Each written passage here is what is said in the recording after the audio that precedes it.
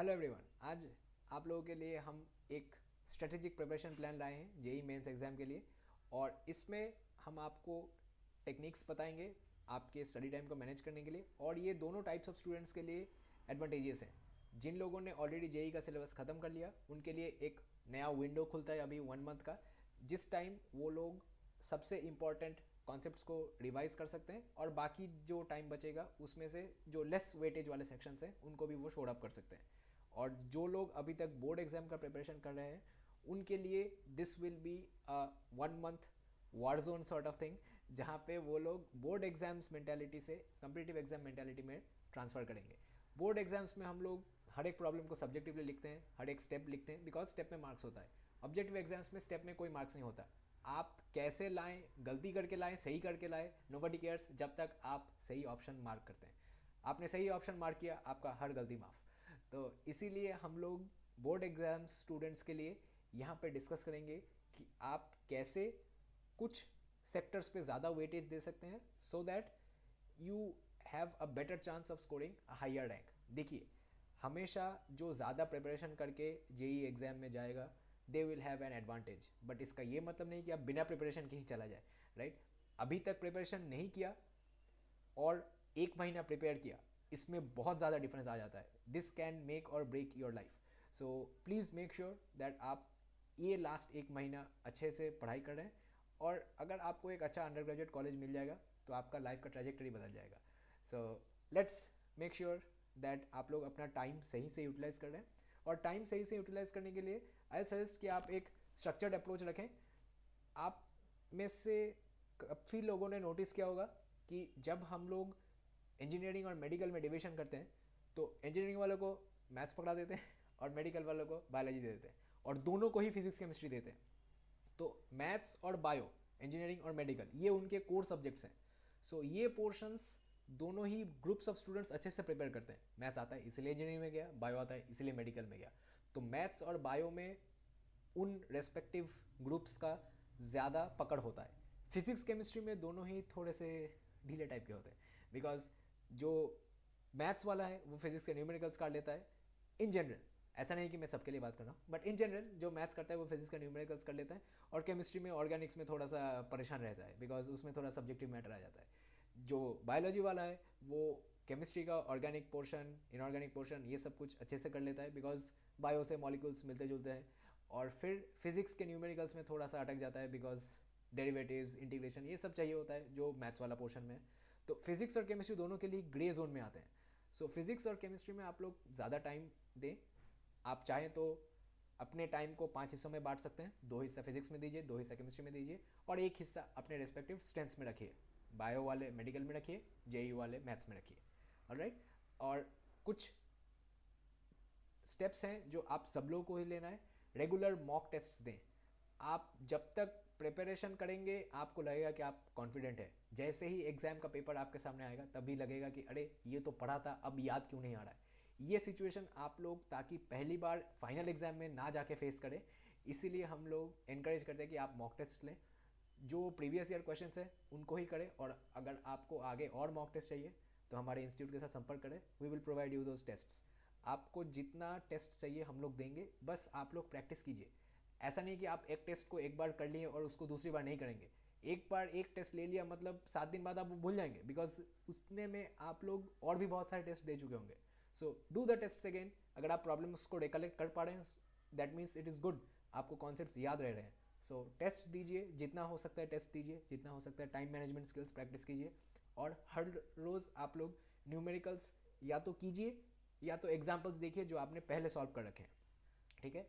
Weekly पूरे subject matter को एक बार रिवीजन कीजिए। रिवीजन का ये मतलब नहीं है कि आप बस फाइनल आंसर्स देख रहे हैं, एग्जाम्स के जो मॉक टेस्ट आपने दिए उसके मार्क्स देख रहे हैं, नहीं नहीं, वो रिवीजन नहीं होता है। रिवीजन मतलब आप हर एक चैप्टर को पलटिए, एक बार देख लीजिए जहाँ जहाँ पे आपने स्टार मार्क लगा रखा है वो वाले पॉइंट्स। कोई भी क्रिटिकल प्रॉब्लम आपने फेस किया हो उसमें आपने टिक मार रखा हो उसको देख लीजिए। कुछ कुछ इंपॉर्टेंट थियोरेटिकल फार्मूलाज जो आपने सर्कल कर रखा हो उनको देखिए, एट्सेट्रा। ये सारी चीज़ आप प्रिपरेशन करते टाइम कर रखे होंगे, उनको बस एक बार रिवाइज करना है। जल्दी से आप कंसंट्रेशन लेके पेजेस को उलट पलट के देख लेंगे, हो जाएगा। और ज़रूर अपने जो मिस्टेक्स हैं उनको देखिए। जो सम आपके मॉक टेस्ट में नहीं हुआ वो क्यों नहीं हुआ उसको मार्क करके रखिए, एक बार स्टार मार्क करके रखिए। जब दोबारा वो मॉक टेस्ट आप अटेम्प्ट करेंगे देखिए कि वो सम हो रहा है कि नहीं। इसका मतलब अगर आप कर पा रहे हैं then it means you are improving, और अगर आप फिर नहीं कर पा रहे हैं देन इसका मतलब उस कॉन्सेप्ट में आपका वीकनेस है। तो उस कॉन्सेप्ट को देखिए, उस चैप्टर में वापस जाइए और उसको दोबारा पढ़िए, और फिर भी सॉल्व नहीं हुआ तो हम हैं आपके लिए, आप ज़रूर हमारे साथ संपर्क करें। We will provide you the doubt clearing classes. अच्छा, अब थोड़ा सा सब्जेक्ट वाइज स्ट्रेटेजी के बारे में बात करते हैं। फिजिक्स में ज़रूर न्यूमेरिकल्स पे ज़्यादा स्ट्रेस दें। थ्योरी आपको डायरेक्टली पूछेगा नहीं, न्यूमेरिकल फॉर्मेट और ऑप्शन फॉर्मेट में ही पूछा जाएगा। तो आप ज़रूर हर एक न्यूमेरिकल को ध्यान से करें, और जो न्यूमेरिकल्स क्रिटिकल है, मतलब जो एक ही तरीके से सॉल्व होता है, उनको थोड़ा मार्क करके रखें।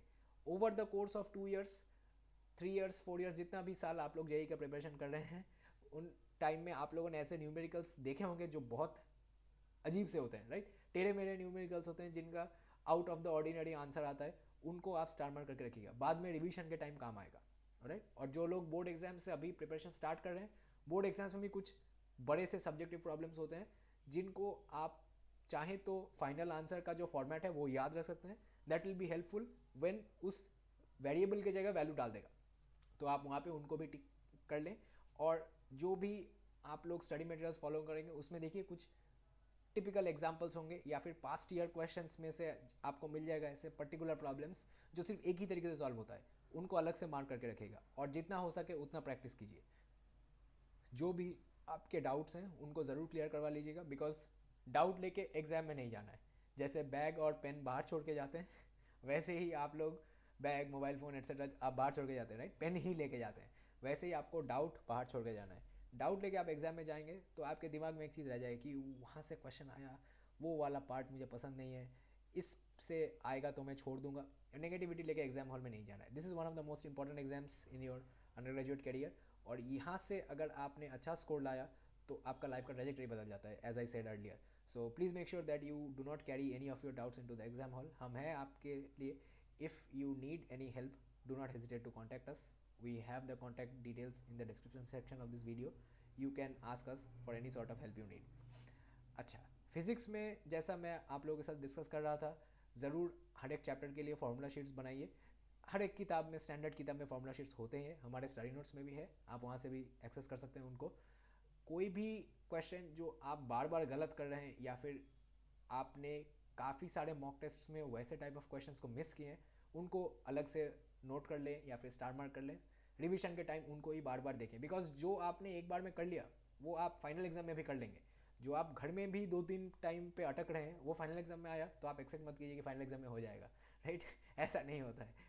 तो अगर आपने घर पे ही एक सम को 3-4 बार मिस कर लिया है तो ज़रूर उसको स्टार मार्क करके अलग से रखें, जिसको आप रिवीजन के टाइम बार बार देखेंगे।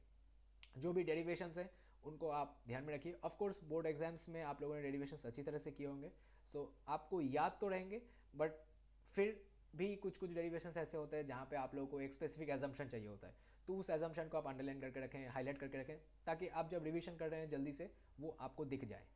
और जो भी न्यूमेरिकल कॉन्स्टेंट्स है, कुछ कुछ न्यूमेरिकल कॉन्स्टेंट्स तो एग्जाम में दिए रहते हैं, बट जो आपको चाहिए ही होता है उनको भी आप थोड़ा सा कागज़ में लिख के आपके स्टडी एरिया के सामने चिपका के रख दें, ताकि वो आप कभी भूलें नहीं। कॉन्स्टेंट्स है, राइट, जितना जल्दी आप याद कर पाएंगे उतना जल्दी आपका सोल्यूशन हो जाएगा। एडवांस टॉपिक्स में आप लोगों के लिए rotational dynamics, electromagnetic induction, modern physics और मैकेनिक्स के जो एडवांस प्रॉब्लम्स है, जो आसान प्रॉब्लम्स है वो आप कर लेंगे, बट ये 4 टॉपिक्स मैंने जो मेंशन कर दिया इन पे थोड़ा सा ज़्यादा स्ट्रेस दीजिएगा।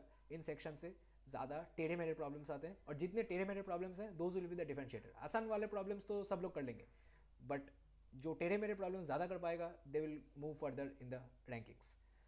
अनयूजुअल टॉपिक्स में से कंबाइंड जो प्रॉब्लम्स होते हैं, मैकेनिक्स, इलेक्ट्रिसिटी, ये सारे as an example, non conventional questions, graph based problems और एब्स्ट्रैक्ट कॉन्सेप्ट, ये वाले आप लोग थोड़ा सा ध्यान में रखिएगा। ये अलग से चैप्टर के नाम नहीं है, बट ये कुछ स्टाइल्स ऑफ प्रॉब्लम्स है जो आप अपने रिवीजन के जर्नी के टाइम या फिर मॉक टेस्ट देने के टाइम आपको ऐसे प्रॉब्लम्स मिल जाएंगे। ये कुछ ज़्यादा स्ट्रिक्ट डेफिनेशन नहीं है, थोड़ा सा फंजेबल है, बट आपके लिए जो लगे कि ये कॉम्प्लिकेटेड है, ये ग्राफ वाला है, ये थोड़ा सा हटके है, नॉर्मली ऐसे सम्स आपको दिखते नहीं है, या फिर ये 2 चैप्टर्स को कंबाइन करके एक अजीब सा क्वेश्चन बनाना है, उनको मार्क कर लें, बिकॉज रिवीजन के टाइम अगेन काम आएगा। आप हर रोज़ मॉक टेस्ट देंगे और बाद में उस पोर्शंस को रिवाइज करेंगे, तो जितनी बार आप इस साइकिल को दोहराएंगे उतनी बार आप प्रॉब्लम्स को सॉल्व करेंगे, प्रॉब्लम्स को रिवाइज करेंगे, प्रॉब्लम्स का डाउट क्लियर करेंगे, फिर प्रॉब्लम्स को रिवाइज करेंगे। ये साइकिल से आपके दिमाग में ये चीज़ें इम्प्रिंट हो जाएगा। और अगर ये आप लास्ट 5 साल के क्वेश्चन में और 10-15 मॉक टेस्ट के लिए कर पाए तो आप एक रीजनेबल प्रिपरेशन लेके जा सकते हैं। ऑब्वियसली आप एक्सपेक्ट ये मत कीजिएगा कि इतना सब कुछ करने के बाद आपको फुल मार्क्स आ जाएगा, नहीं। सब कुछ उस 3 घंटे के ऊपर डिपेंड करता है आपका परफॉर्मेंस कैसा रहेगा। एनीवे, केमिस्ट्री में चलते हैं। केमिस्ट्री में आपको क्या करना है, ऑर्गेनिक्स में रिएक्शन मैकेनिज्म्स देखना है, ट्रांसफॉर्मेशंस बहुत दिमाग खाते हैं मुझे भी पता है।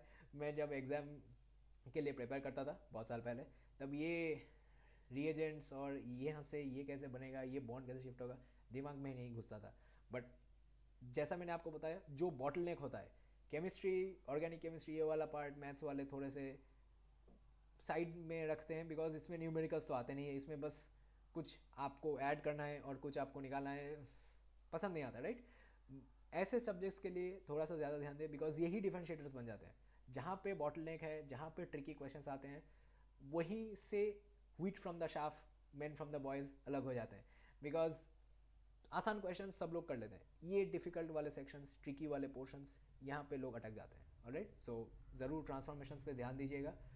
जो भी एक्सेप्शंस और स्पेशल केसेस हैं उनको नोट डाउन कीजिए। जो ऑर्बिटल थ्योरी प्रॉब्लम्स हैं उनको प्रैक्टिस कीजिए। जो भी प्रैक्टिकल वाला सेशंस हैं बोर्ड एग्जाम स्टूडेंट्स के लिए, ज़रूर उसको अटेंड करें।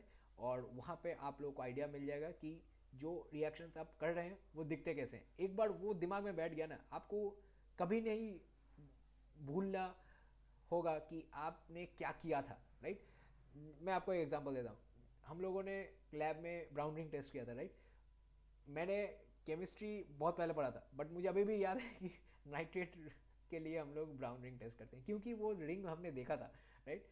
दिखने में बड़ा अजीब सा लगता है और उसको थोड़ा सा चेक करने पे भी वो रिंग गायब हो जाता है। ये तक याद है बिकॉज ये हाथ में लेके हमने देखा है।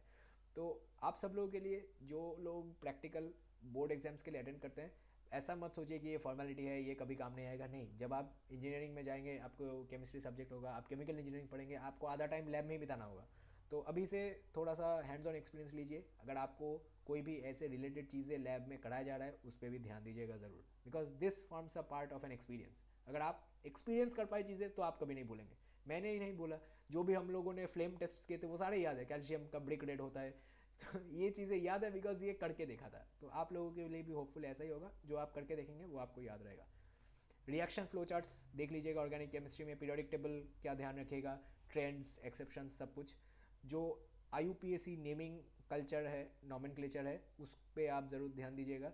नेम्ड रिएक्शंस, जो स्पेशल रिएक्शंस होते हैं, राइट, हेबर्स प्रोसेस एट्सेट्रा, वो जो प्रोसेस या फिर नाम दिया हुआ होता है उनका ज़्यादा ध्यान दें, बिकॉज कभी कभी वो रिएक्शंस देंगे ही नहीं, वो सिर्फ नाम बोल देंगे, राइट।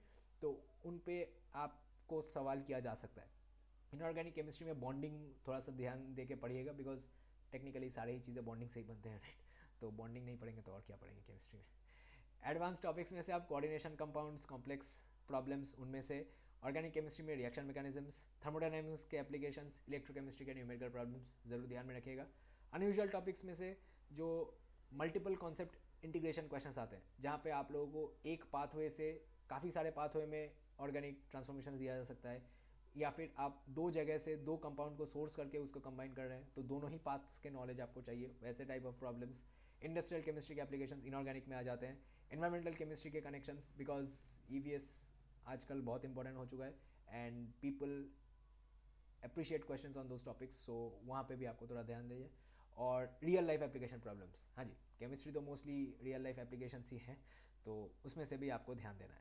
अच्छा, फिजिक्स केमिस्ट्री के बारे में मैंने आपको बता दिया है। फिजिक्स केमिस्ट्री के बारे में मैंने आपको हल्के में ही बताया, बिकॉज ये मेरे एक्सपर्टीज़ के सब्जेक्ट्स नहीं है।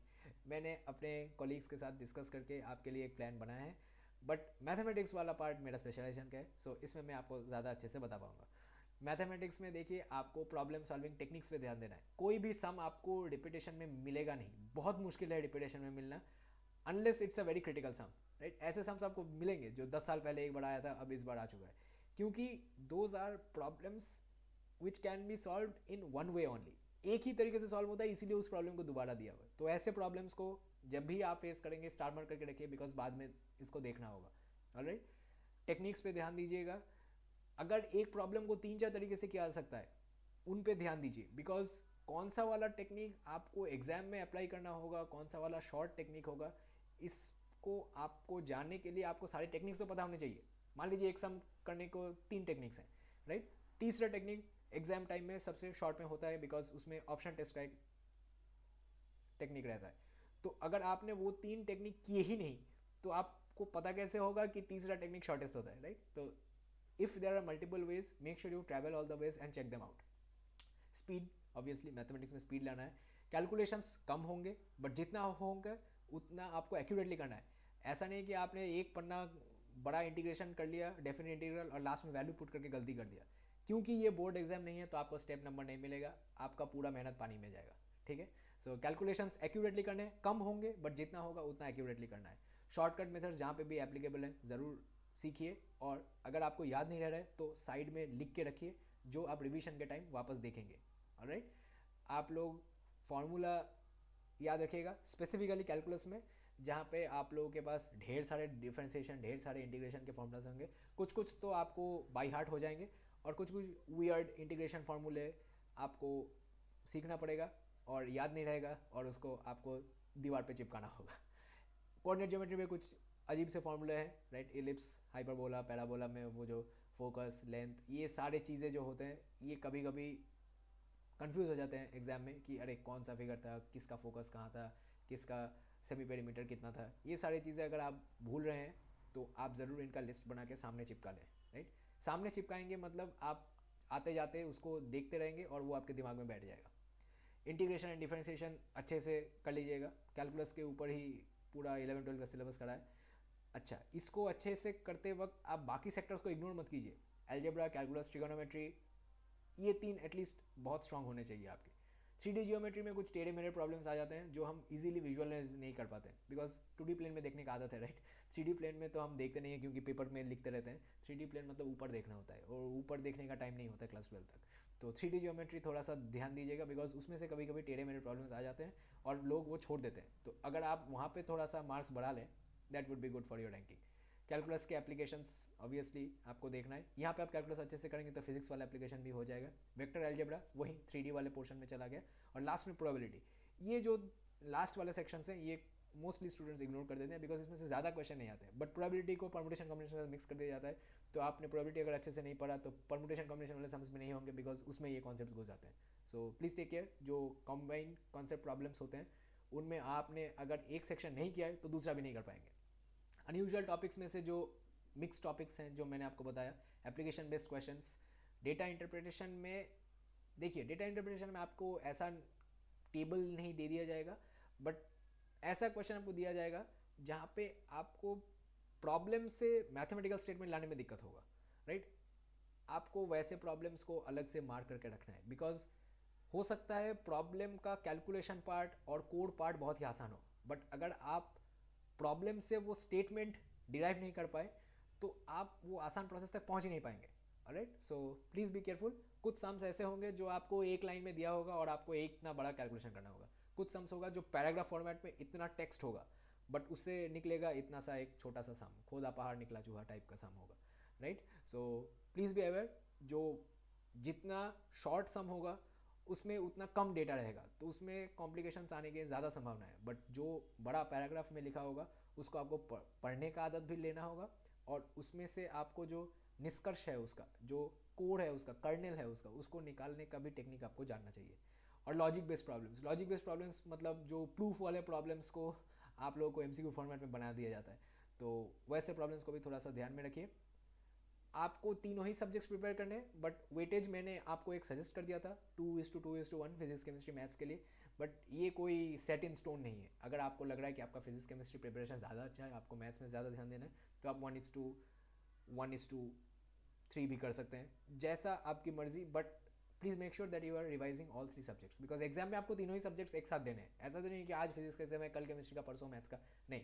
तो क्योंकि आपको तीनों ही एग्जाम्स एक साथ देने हैं, तो आप तीनों ही एग्जाम्स का, तीनों ही पेपर्स का एग्ज़ाम हर रोज़ दीजिए, हर रोज़ रिवीजन कीजिए, मिक्स करके कीजिएगा, बिकॉज ऐसा कोई सिचुएशन आप प्रैक्टिस नहीं करना चाहेंगे जो आप फाइनल एग्जाम में नहीं मिलेगा आपको, राइट। फाइनल एग्जाम में जैसा सिचुएशन मिलेगा वैसा ही सिचुएशन से आप हर रोज़ प्रैक्टिस करें। मंडे टू फ्राइडे आप लोग सुबह में टॉपिक को पढ़ें।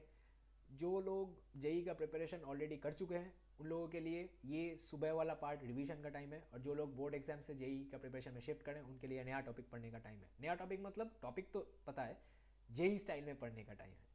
आफ्टरनून में आप लोग प्रॉब्लम सॉल्व कीजिएगा और इवनिंग में सेल्फ स्टडी एंड रिवीजन, ठीक है। वीकेंड्स में आप लोग फुल लेंथ मॉक टेस्ट दीजिए, एरर एनालिसिस कीजिए, संडे को पूरा टॉपिक रिवीजन कीजिए और अगले वीक का प्रिपरेशन कीजिए। ये फर्स्ट 2 वीक्स में आप लोग कर लेंगे। लास्ट वीक्स में आप लोग सुबह एडवांस टॉपिक्स पढ़ेंगे। एडवांस टॉपिक्स मतलब रिवीजन में से बेसिक टॉपिक्स को हटा दीजिए। जो प्रॉब्लम्स आपने स्टार मार्क कर रखा था, जो फार्मूला आपको बार बार याद नहीं हो रहा है, वो वाले टॉपिक्स पढ़िए। आफ्टरनून में फिर मॉक टेस्ट देते रहिए हर रोज़।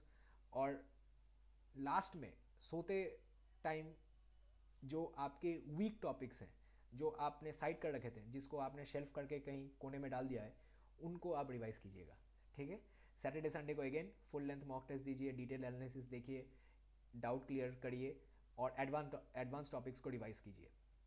फिर लास्ट में फाइनल प्रिपरेशन के लिए आप लोग ज़रूर मिनी टेस्ट दें, ठीक है। फाइनल प्रिपरेशन में जब आप लोगों का एक हफ्ता बचा होगा, राइट, उस टाइम आप लोग अगर 3 घंटा मॉक टेस्ट देंगे तो आपको रिवीजन करने का टाइम नहीं मिलेगा। तो आप लोग मिनी टेस्ट दें 30 मिनट का, राइट। आप लोग मैथ से 4 क्वेश्चंस ले, फिजिक्स से 4 क्वेश्चंस ले, केमिस्ट्री से 4 क्वेश्चंस ले, 12 क्वेश्चंस कीजिए 30 मिनट्स में, right, so that you remain in the problem solving mode, ठीक है। वीकली आप लोग ये सारे टेस्ट करते रहिए और एटलीस्ट 1-2 दिन आप फुल लेंथ टेस्ट लीजिए। जैसा आप वीक्स 3-4 में काफ़ी सारे फुल लेंथ टेस्ट लेते थे, हर रोज़ लेते थे, लास्ट वीक्स में आप लोग वैसा मत कीजिएगा। छोटे छोटे टेस्ट लीजिए और रिवीजन पे ज़्यादा टाइम लीजिए, बिकॉज मेन प्रिपरेशन आपने कर लिया है। लास्ट वीक में आप जो पढ़ेंगे वो आपको एग्जाम में याद नहीं रहेगा, बिकॉज डाइजेस्ट करने के लिए भी तो टाइम होता है। खाना डाइजेस्ट करने के लिए जितना टाइम लगता है, ब्रेन में भी डाइजेस्ट करने में भी टाइम लगता है। तो आप ज़रूर उसको पढ़िए और wait for your brain to process it, and then ज़रूर परफॉर्मेंस पे थोड़ा सा नज़र रखिएगा। आप देखिए कि आप जो प्रैक्टिस कर रहे हैं उससे आपका इंप्रूवमेंट हो रहा है या नहीं। जो प्रॉब्लम्स आपने मार्क कर रखा था बाद में रिवाइज करके दोबारा इंप्रूव करने के लिए, वो एक्चुअली इंप्रूव हुआ कि नहीं, नहीं हुआ तो फिर पढ़िए। जितना पढ़िएगा उतना इंप्रूव होगा। ये शॉर्ट स्पैन में आपको थोड़ा सा मेहनत करना पड़ेगा, बिकॉज जैसा मैंने आपको पहले ही बताया, this is one of the most important exams of your career. आपका करियर ग्राफ टेक ऑफ कर जाएगा अगर आपने इस एग्ज़ाम को अच्छे से क्लियर किया और आपको एक अच्छा इंस्टीट्यूट मिला। बिकॉज अच्छा इंस्टीट्यूट और एवरेज इंस्टीट्यूट के पढ़ाई में, कनेक्शंस में, एम्बियंस में बहुत बड़ा डिफरेंस होता है। So I can tell you this because I have studied in good institutes. I have had the privilege. मेरा एग्ज़ाम प्रिपरेशन अच्छा था, मेरा एग्ज़ाम भी अच्छा गया था। तो मैंने काफ़ी सारे अच्छे इंस्टीट्यूट्स में पढ़ाई की है, और बेस्ट इंस्टीट्यूट्स में एज विजिटिंग रिसर्चर मैं जब जाता हूँ, वहाँ पे आप लोगों को difference day and night clear दिखता है। मान लीजिए मैं कोई 3rd-tier इंस्टीट्यूट में जा रहा हूँ फॉर अ कल्चरल फेस्टिवल, या फिर कोई लेक्चर है या फिर कोई सेमिनार है, वहाँ पे जो एम्बियंस होगा, वहाँ पे जो स्टूडेंट्स आपको मिलेंगे, वहाँ पे जो क्राउड आपको मिलेगा, वहाँ पे जो फैकल्टी आपको मिलेगा, that is completely different from a Tier 1 institute, right. तो आप अगर Tier 1 इंस्टीट्यूट में घुस पाए, आपका लाइफ बन जाएगा। सो प्लीज़ मेक श्योर कि आप लास्ट 1 महीना थोड़ा सा ज़्यादा मेहनत कर रहे हैं, बिकॉज एक बार ये क्लियर हो गया ना, तो उसके बाद आप गारंटीड कॉलेज के फर्स्ट ईयर में आप थोड़ा सा रिलैक्स कर सकते हैं। बिकॉज यहाँ पे जितना ज़्यादा प्रिपेयर करेंगे आपको उतना ही अच्छा कॉलेज मिलेगा, और उतना ही अच्छा कॉलेज में आप जाएंगे तो फर्स्ट ईयर का सिलेबस लाइट रहता है, because it's mostly a transition from class 12 to your undergraduate course. तो अगेन फर्स्ट ईयर में आपके पास मैथ्स, फिजिक्स, केमिस्ट्री सब कुछ रहेगा, but most of the concepts will be just extensions. तो अगर आपको बेसिक्स क्लियर है, एक्सटेंशंस में आपको कोई दिक्कत नहीं होगा, आप आराम से एंजॉय कर सकते हैं 3-4 महीने। फिर आप पढ़िएगा और आपका सेमेस्टर स्कोर भी अच्छा जाएगा, ओके। रिविजन करते वक्त प्लीज़ मेक श्योर कि आप कॉम्प्लेक्स टॉपिक्स के लिए माइंड मैप बना रहे हैं, स्पेशली ऑर्गेनिक केमिस्ट्री में जो ट्रांसफॉर्मेशंस हैं, केमिस्ट्री में जो इक्वेशंस हैं, फिजिक्स में जो मैकेनिक्स वाले कॉन्सेप्ट्स हैं, इलेक्ट्रोस्टैटिक्स, मैग्नेटिज्म के जो कॉन्सेप्ट्स हैं, उनके लिए आप माइंड मैप्स बना रहे हैं, किस लॉ से कहाँ तक हम लोग पहुँच सकते हैं। जो भी इम्पॉर्टेंट कॉन्सेप्ट्स हैं, अगर उनका वीडियो आपके पास है कोई भी ट्यूटोरियल का, तो आप उसको बुकमार्क करके रखें, उसको बार बार पढ़ें। डाउट रेजोल्यूशन का जो सेक्शंस और सेशंस आपने लिए हैं, उनमें जो टिपिकल प्रॉब्लम्स आप लोगों ने पूछा है उनको ज़रूर रिवाइज़ कीजिएगा, और जो आप लोगों ने मॉक टेस्ट्स के दौरान नहीं कर पाए हैं, जो आप बाद में स्टार मार्क करके रखे थे रिवीजन के टाइम, उनको ज़रूर देखिएगा। रिवीजन के टाइम ऐसा कुछ मत देखिए जो आपने एक टाइम पे कर लिया है, बिकॉज अगर आपने एक अटेम्प्ट में कर लिया है उसको, देन उसको दोबारा पढ़ के कोई फ़ायदा नहीं है, बिकॉज आप एग्जाम में भी वो एक अटेम्प्ट में ही कर लेंगे, because you are confident in that. जो आप लोगों ने 2-3 अटेम्प्ट में मिस किया है, प्लीज़ रिवाइज ओनली दोज, ठीक है। इससे क्या होता है, रिवीजन भी आपका टारगेटेड रहता है। ओके, टाइम मैनेजमेंट के लिए आप पोमोडोरो टेक्निक यूज़ कर सकते हैं।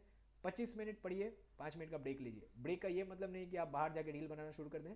आप ज़रूर अच्छे से पढ़ें 25 मिनट, और उसके बाद 5 मिनट उठें, बाथरूम जाएँ, पानी पिए, अपने माइंड को रिलैक्स करें, बाहर की तरफ देखें, थोड़ा सा ग्रीनरी देखें, आंखों को रेस्ट दें, और फिर दोबारा वही साइकिल स्टार्ट करें। स्टडी के लिए आप लोग एक शेड्यूल बना लें। ऐसा फिक्स शेड्यूल बनाने की ज़रूरत नहीं है कि 9:30 बजे मुझे फिजिक्स पढ़ना है, 9:31 हो गया तो आज मैं फिजिक्स नहीं पढ़ सकता। नहीं, ये सब बचपना नहीं चलेगा। आप लोग टाइम फिक्स कर लें कि यार 2 घंटा फिजिक्स पढ़ना है, दिन में कभी भी 2 घंटा फिजिक्स पढ़ ले, 2 घंटा केमिस्ट्री पढ़ ले। अगर आपको कंटिन्यूस फिजिक्स पढ़ने में बोरिंग लग रहा है तो 1 घंटा फिजिक्स पढ़े, 1 घंटा केमिस्ट्री पढ़े, 1 घंटा मैथ्स पढ़े। जितना आप मिला जुला के पढ़ेंगे उतना ही आपके लिए बेटर होगा, बिकॉज एग्जाम में सब मिला जुला के ही आएगा, राइट। ज़रूर ऑप्टिमल ब्रेक्स लें। ऐसा नहीं कि आपने 1 घंटा पढ़ा और दिन में 8 घंटा ब्रेक ले लिया, ऐसा भी मत कीजिए, फिर तो प्रिपरेशन का कोई मतलब ही नहीं बनता। ब्रेक्स लीजिए, make sure you eat well, sleep well, और ये सबसे ज़्यादा इंपॉर्टेंस रखता है। आपको तबीयत का ध्यान रखना है। आपको बहुत सारे डिस्ट्रैक्शंस आएंगे। ये इंडिया का फेस्टिवल सीज़न स्टार्ट होने का टाइम रहता है, विंटर जाता है, स्प्रिंग आता है, यहाँ पे होली रहेगा, यहाँ पे न्यू ईयर सेलिब्रेशंस रहेंगे, रीजन्स में छुट्टी रहेगा बहुत सारे। तो यहाँ पे आप लोग थोड़ा सा ध्यान से पार्टिसिपेट कीजिएगा, बिकॉज अगर आपका तबीयत ख़राब हो गया फिर आपका प्रिपरेशन मैटर नहीं करेगा। आपने अगर अपने तबीयत पे ध्यान नहीं दिया then it will be a problem. So please make sure that you are taking adequate rest as well as taking adequate precautions. आपको अगर ठंड में कहीं बाहर जाना है तो अच्छे से रैप अराउंड कर लें, बिकॉज ठंड लग गया, फीवर आ गया, इससे क्या होगा, आपका प्रिपरेशन टाइम तो ख़राब होगा, आपका कॉन्फिडेंस भी नीचे चला जाएगा, बिकॉज आपने सोच रखा होगा कि इतना प्रिपेयर करना है, वो कर नहीं पाए। ऑल्दो आपके मेकअप करने का टाइम आपके लिए है, बट फिर भी आपका वो नेगेटिव थॉट दिमाग में आ जाएगा, एंड नेगेटिव थॉट लेके नहीं जाना है। ऑफ कोर्स लास्ट ईयर के क्वेश्चंस को चेक करें। लास्ट ईयर मतलब एग्जैक्टली लास्ट ईयर नहीं, लास्ट 5 साल देख लीजिएगा। ऑनलाइन टेस्ट सीरीज़ ज़रूर सॉल्व करें, जितने आपको मिलेंगे उतने आप लोग सॉल्व करने की कोशिश कीजिए, और if you run out contact us, we will provide you more. बहुत टेस्ट लाइक एनवायरनमेंट पे आप लोग प्रैक्टिस कीजिएगा। मतलब ऐसा नहीं कि आप टीवी देखते देखते मॉक टेस्ट अटेम्प्ट कर रहे हैं, नहीं, ये मत कीजिए। As much as possible try to emulate the conditions of the test, and वहाँ पे मॉक टेस्ट दीजिए। Ensure you are in a sound free environment जहाँ पे बहुत ज़्यादा डिस्ट्रैक्शन नहीं है। ऑफकोर्स मुझे भी पता है साउंड फ्री करना पसंद नहीं है, आपको रिकॉर्डिंग के टाइम भी आसपास आवाज़ आ रहा होगा, बिकॉज सोसाइटी में रहते हैं तो साउंड फ्री तो पॉसिबल नहीं है। So just make sure that it is as close as possible to the exam environment. जो भी डिफ़िकल्ट टॉपिक्स हैं वो आप वीडियो लेक्चर फॉर्मेट में या फिर ऑडियो रिकॉर्डिंग के फॉर्मेट में भी सुन सकते हैं। अगर आपको बोरिंग लग रहा है किताब से पढ़ने से तो आप ज़रूर वीडियो लेक्चर में देखें। वीडियो लेक्चर का एक फ़ायदा है, आप उसको 1.5x या फिर 2x स्पीड में देख सकते हैं, ताकि आपको कॉन्सेप्ट भी रिवाइज हो जाएगा और आपको थोड़ा सा जल्दी भी करने का मौका मिलेगा, बिकॉज 5 मिनट्स का वीडियो आपको 2.5 मिनट्स में हो जाएगा अगर आपने 2x से किया। Please make sure that you are sleeping and eating well, 7 to 8 hours of sleep daily. आप 12 घंटा पढ़िए बट 8 घंटा ज़रूर सोइए, ठीक है। अब अगर आप अच्छे से सोएंगे नहीं तो जो आप दिमाग में इनपुट कर रहे हैं ना वो दिमाग में रजिस्टर नहीं होगा, वो वैसे बाउंस करके निकल जाएगा। ऑलराइट, अच्छे से खाइए, प्रॉपर न्यूट्रिशन। अच्छे से खाइएगा ये मतलब नहीं कि आप दिन में 2 प्लेट बिरयानी ठूस ले हर रोज़ ये बात नहीं है। प्रॉपर बैलेंस मील खाए ताकि आपको कोई बीमारी ना हो। Alright, and make sure that you are relieving stress. Stress buildup नहीं होना चाहिए। स्ट्रेस बिल्डअप हो गया तो आपको एग्जाम के टाइम में बहुत दिक्कत हो जाएगा। आई नो मैनी पीपल जो एग्जाम के टाइम फेंट कर जाते हैं, इतना स्ट्रेस रहता है। तो उतना भी स्ट्रेस नहीं लेना है। This exam is important but this is not the be all end and all. So please make sure that you are managing your stress. अगर आपको ज़रूरत पड़े तो कैरियर काउंसलर के साथ बात कीजिए, साइकोलॉजिस्ट के साथ बात कीजिए, but please make sure that your mental condition is unmatched. आपको फुल फॉर्म में जाना है, कोई भी टेंशन लेके, कोई भी एक्स्ट्रा प्रेशर लेके नहीं जाना है। प्रेशर होगा ही, मुझे भी पता है एग्जाम प्रेशर होता है, अभी भी मैं एग्ज़ाम देता हूँ, मुझे एग्जाम प्रेशर महसूस होता है, बट वैसा नहीं होना चाहिए कि ये एग्ज़ाम नहीं अच्छा गया तो आगे कुछ नहीं है, दिस इज़ द एंड। वो बात बिल्कुल नहीं है। Please make sure that you are keeping backups as well. अगर आपका जेई इस बार क्लियर नहीं होता है तो आप सोचें कि वो अगली बार अटैम्प्ट करना है या फिर कोई और कॉलेज में एडमिशन लेना है। ये सारे प्लान सब प्रिपेयर करके क्लियर माइंड में जाए, जितना होगा उतना करिए, आपका एग्ज़ाम होपफुली अच्छा जाएगा। And you will do well. कुछ कुछ और चीज़ें मैं आपको पॉइंटर्स के हिसाब से बता देता हूँ। आपको कोई भी अगर मॉक टेस्ट देते टाइम ऑल्टरनेटिव डिवाइस आप साथ में रखिए, ताकि हो सकता है आपका ब्लैकआउट आ जाए, इंटरनेट शटडाउन हो जाए, आपको एक ऑल्टरनेट डिवाइस रहना चाहिए। आप एग्ज़ाम के दिन ज़रूर मल्टीपल अलार्म्स लगाएं। आपने एक महीना प्रिपेयर किया, ज़्यादा स्ट्रेस लिया और एग्ज़ाम के दिन सो गए, टाइम मिस हो गया, ऐसा ना हो। बहुत रेयरली होता है बट होता है। मेरे जान पहचान का ही एक लोगों को हुआ था। That was very stressful. सुनने में ही स्ट्रेस हो गया, ऐसा नहीं कि उसको महसूस करके स्ट्रेस लगा, नहीं। जैसा ही मैंने सुना कि समवन मिस देयर एग्ज़ाम, अच्छा नहीं लगता है। तो आप भी ज़रूर मल्टीपल अलार्म्स लगाएं और फाइनल वीक में ज़रूर आप मॉक टेस्ट का एनालिसिस देखें। फाइनल वीक में, final days of the preparation में आप लोग मॉक टेस्ट तो नहीं देने वाले हैं, उस टाइम तो हो चुका है, जितना प्रिपरेशन करना था you are done with it. Make sure that you are analysing all of the problems, revising the important concepts, quick review of formulas और मेंटल प्रिपरेशन टेक्निक्स जो रोड मैप्स अपने बनाए हैं, ये सारे देख लीजिएगा, ठीक है। So hopefully I have been able to lay out in detail आप लोगों को बोर्ड एग्जाम्स से कैसे जेई मोड में जाना है, और जो जेई के प्रिपरेशन में बहुत सालों से लगे हैं उनके लिए पूरे साल का मेहनत मैंने एक महीने में कंडेंस कर दिया है। आप लोगों के लिए यही लास्ट 1 मंथ बचा हुआ है, आप इसमें अच्छे से प्रिपेयर कीजिए and hopefully will all get good ranks. My blessings are with you, take care and make sure you are preparing well.